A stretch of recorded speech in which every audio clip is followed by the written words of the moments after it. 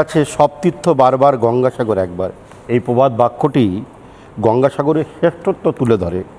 এটি যে তীর্থর থেকে অন্য তীর্থ আলাদা, এই তীর্থে একবার গেলে তার পুণ্যতা অনেক হয়, পুণ্যতার আমরা ফল পাই। তো বাবুঘাটে বিভিন্ন রাজ্য থেকে সাধু সন্ত যারা এখানে এসছেন, আছেন বা যাবেন কালকের মকর সংক্রান্তি পুণ্য স্নান করতে, ঠিক আছে, চরম অব্যবস্থা।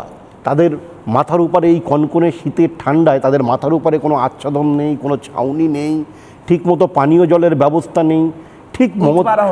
ঠিক এইবার মমতা বন্দ্যোপাধ্যায় লক্ষ লক্ষ কোটি কোটি টাকা খরচ করে হজ হাউস করতে পারেন নিউ টাউনে, কৈখালিতে, তাহলে কেন গঙ্গাসাগরের এই লক্ষ লক্ষ পুণ্যার্থী সাধু সন্ত যারা পুণ্য অর্জন করার জন্য গঙ্গাসাগরে স্নান করতে যায়, তাদের জন্য কেন এরকম গঙ্গাসাগর হাউস হবে না? তাহলে এক যাত্রায় পৃথক ফল হচ্ছে।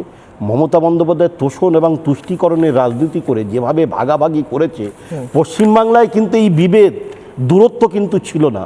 আমরা একদিন দেখতাম দিনের বেলা মহরমের তাজিয়া যাচ্ছে, সন্ধ্যাবেলা দুর্গা ঠাকুরের বিসর্জনের শোভাযাত্রা যাচ্ছে। আমরা স্কুল কলেজ ইউনিভার্সিটিতে দেখেছি সরস্বতী বন্দনা, সরস্বতী পুজো হচ্ছে।